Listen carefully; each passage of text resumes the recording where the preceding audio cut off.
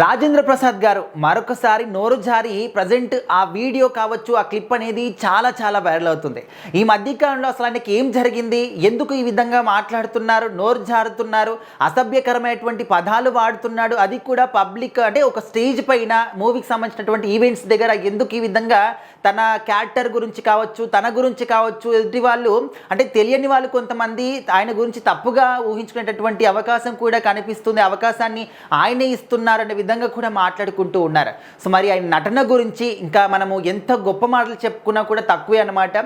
ఒక పాత్ర ఆయన వేశాడు అంటే ఆ పాత్ర నటించాడు అనే దానికన్నా కూడా జీవించాడు అనే విధంగా కూడా ఆ పాత్రకే జీవం పోసాడనే విధంగా మనము చాలా సినిమాల్లో చూసామన్నమాట.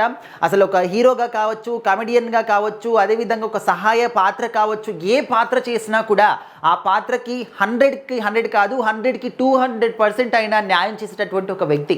ఇప్పటికి కూడా ఏ సినిమాలో చేసినా కూడా, ఏ పాత్ర చేసినా కూడా అదే విధమైనటువంటి ఒక ఇంపాక్ట్ అనేది చూపిస్తూ ఉన్నారు.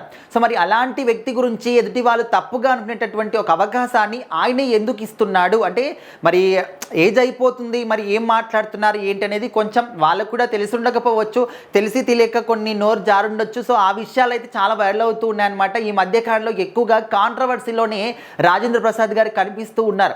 సో ఆ మధ్యకాలంలో ఒక సినిమాకి సంబంధించి క్రికెటర్ గురించి తప్పుగా మాట్లాడడం, బ్రహ్మానందం గారి గురించి ఒక అసభ్యకరమైనటువంటి పదాలు వాడడం, ఆఖరికి అలీ గారి గురించి కావచ్చు, ఈ విధంగా కొంతమంది గురించి అయితే ఆయన మాట్లాడారనమాట.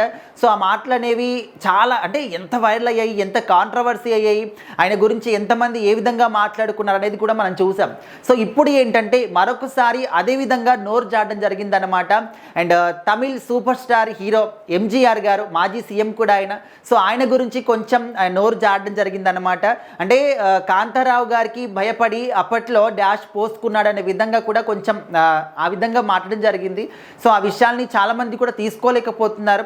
సార్ మీరు చాలా గొప్ప నటుడు, ఎవరి గురించి అయితే మాట్లాడుతున్నారో వాళ్ళకున్నా కూడా గొప్ప అనుభవం ఉన్నటువంటి వ్యక్తి, మీ నటన గురించి మేము మాట్లాడేటటువంటి స్థాయి కూడా మాకు లేదు. కాకపోతే మీరు ఈ విధంగా పబ్లిక్ ఈవెంట్స్కి వచ్చినప్పుడు కొంచెం జాగ్రత్తగా మాట్లాడితే బాగుంటుంది.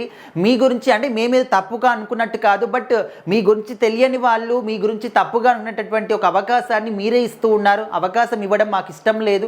సో దయచేసి కొంచెం కేర్ఫుల్గా మాట్లాడండి, ఇలాంటి పదాలు రాకుండా మాట్లాడండి అని చెప్పేసి కూడా రిక్వెస్ట్ చేస్తూ ఉన్నారనమాట.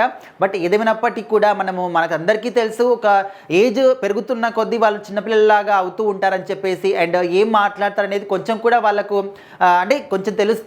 బట్ కొంచెం మిస్టేక్స్ అనేవి మాట్లాడుతూ ఉంటారు. సో వాటిని వినట్టు వదిలేయాలని చెప్పేసి కొంతమంది అలా ఎలా మాట్లాడతారు, అంత గర్వం ఎక్కిపోయిందని కొంతమంది. సో ఈ విధంగా రకరకాలుగా అనుకునే వాళ్ళు ఉంటారు. అందరూ ఒకే రకంగా ఆలోచించరనమాట. సో ఆయన అంటే ఇష్టపడేవారు, ఆయన అభిమానులందరూ కూడా సపోర్ట్ చేస్తారు, ఆయన ఇష్టపడని వాళ్ళు వ్యతిరేకిస్తూ ఉంటారు. అయినప్పటికీ కూడా సో ఇంకా మనం చేసేది ఏమి కూడా ఉండదన్నమాట.